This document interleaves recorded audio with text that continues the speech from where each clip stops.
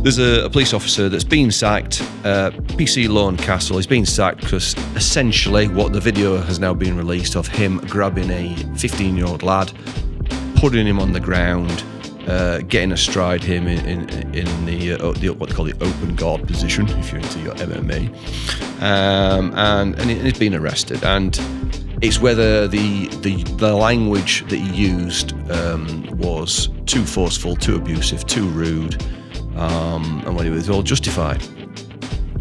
So I'm just going to share my thoughts with you on the topic. Now, it is going to be as unbiased as I can possibly make it, but it's also going to be informative coming from my point of view as a former police officer. Now, I joined the police back in 1997. Yes, I know, I joined as a drummer boy and I was only 5 years old because obviously looking at this face, I only look 30. But I joined in 1997. There are two videos that stick in my mind and will be with me from the day I die. And one of those videos was a very, very, very, very similar situation to what you'll watch. If you obviously, after this, you'll probably go away if you've not seen it already and you watch the video on YouTube. And it shows two police officers in Liverpool just driving along. They get a report of an assault that's taken place. They drive along, they jump out, and there's a gang of similar age kids, teenagers, age sort of 12 to 18 years old. There's about 6 of them. They get out of the car. The cops get out, walk up to them. "Now then, lads, stop what you're doing, stay there." And they stay there. And they walk up to him. "Oh, we've got a report of an assault." And they just sort of stood there talking to these kids, and you're watching it. And it's part of the self-defense module. And so you're thinking, all right, what's going on here? Now, the good news is, on this occasion, one of the lads gets arrested, gets put in the police car, and the police are safe. What it then does is it cuts back to this group of kids who are walking through the streets of Liverpool. And they're walking along, and there are 2 doormen, and one door person is, I would say, is about at least 6'8", at least 20 odd stone, absolute man mountain. And the guy at the side of him, another doorman, I'd say he's equal sort of weight, a little bit shorter, but I'd say 6'4". And they just stood there, and this group of lads walk up, and I think from memory, one of the lads has got a knuckle duster.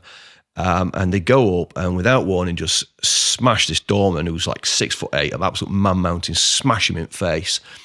And he just goes down like a sack of potatoes, broken jaw, quite serious injuries. And then they all then set about the other one like a pack of hyenas around a lion and just absolutely lace 10 bells out of this door person. And then just run off laughing. And CCTV tracks them through the streets of Liverpool watching them, and they're all laughing and joking and having a good laugh. The point of the message is that when it came into the police as just an assault. So when the police stop this group of lads, all they get, the information is an assault has taken place. If they had the correct information about the ferocity of the attack, that a weapon was used and how utterly feral these kids were, then maybe the officers wouldn't have just walked up casually and said, "Now then, lads, what you up to? We just had a report of assault, blah, blah, blah." It could have gone absolutely Pete Tongue. Now, that video is so impactful, it is stuck with me for 20-odd years, nearly 30 years now. So, when you just watch the video, what we don't know is what information as PC Castle had. Obviously, I'm only going on what I've seen on YouTube and a couple of interviews on LBC and other things like that. So, what is information has he got? Has he got the information that this lad has done a serious assault?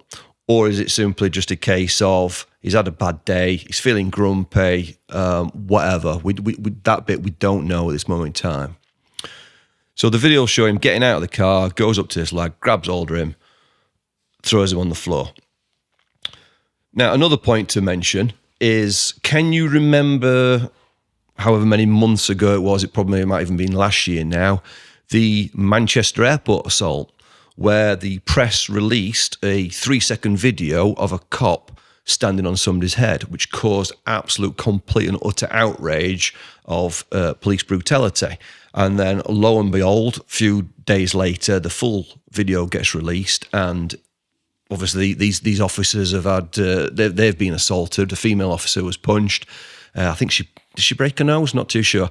And then obviously, then it all fits into place. So at this moment in time, we've only got part of the we've got the video, but we haven't got all the background to it. So we haven't got the full facts. Now, was it justified to do what he did?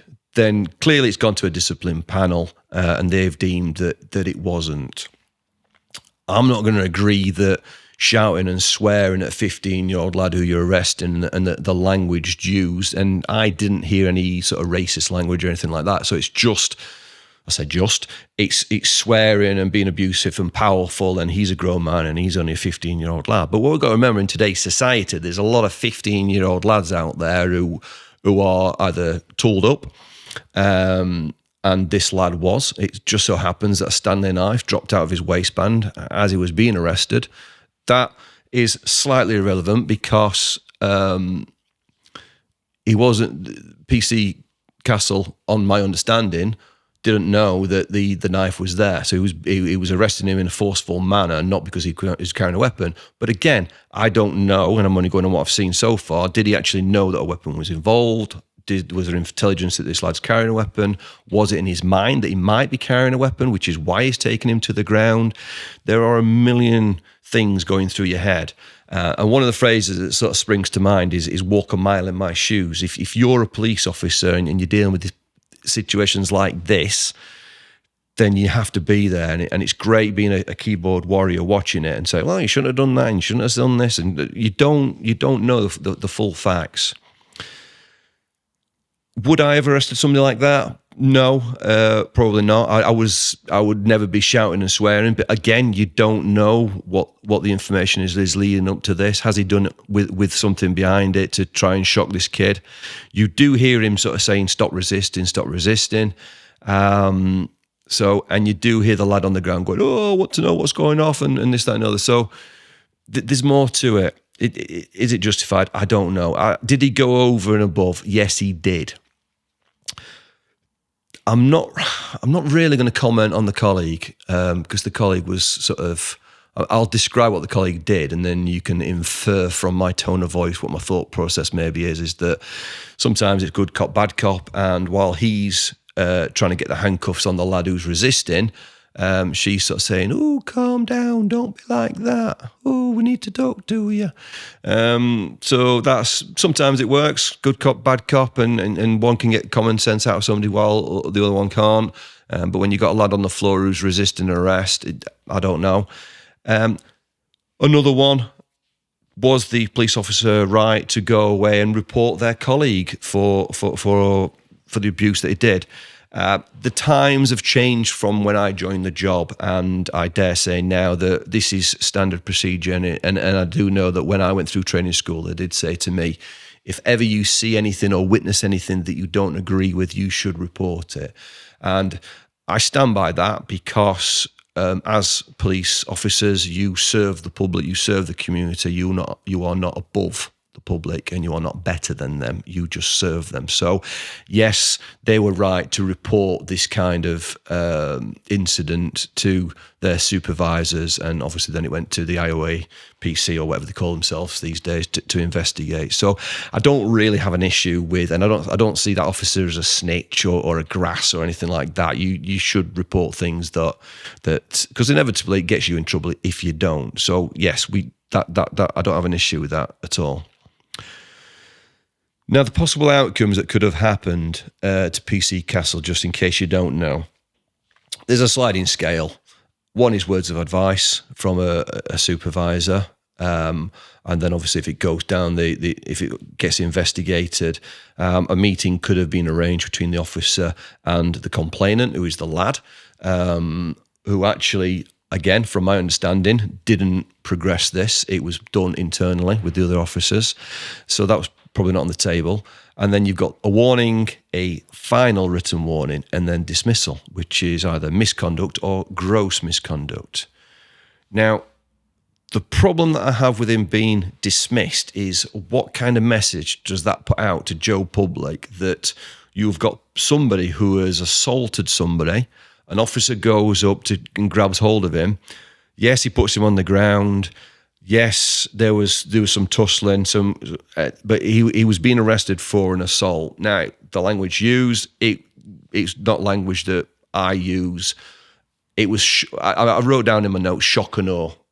He's gone up to him and he's took him down. He's shouting, he's swearing, and he's in his face. And the kid's clearly panicked. The officer didn't get stabbed. People didn't get injured. He was successfully arrested. So it worked. So there's lessons to be learned. But does the guy need to lose his job for that? And then one of my pet hates, he says, getting on his little soapbox, it's quite a big soapbox actually, is when you watch the videos on YouTube and wherever you watch your videos and somebody's being assaulted, somebody's being beaten up or having a fight, what grinds my gears is that, and certainly with when police are trying to arrest people just get the phones out and film it. And the days are gone now where they see an officer who's in trouble and they think, oh, there's an officer in trouble, I'm going to help them.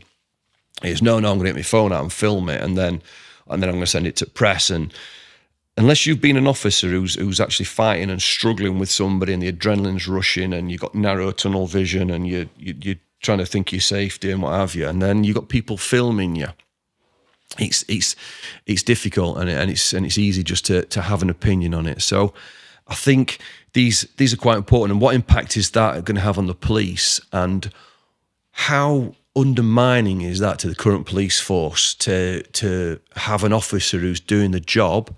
Oh, and by the way, this officer was given a commendation not too long ago for outstanding service, which should have been taken into account at his hearing about what an outstanding officer he is and now was.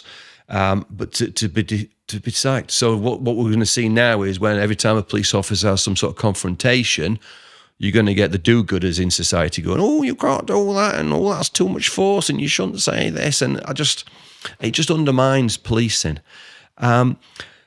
If you watch the LBC interview with Nick Ferrer, whoever it's called, I don't know. I only watched it on YouTube. There's a chap on there who's some sort of anti-knife campaigner, who has quite a polarizing opinion on that. Yes, this officer should have been sacked, and he talks about something called Go Wisely, which for people who don't know what Go Wisely is, it's an acronym that explains that when you do a stop search on somebody, there's certain things that the police should do, i.e.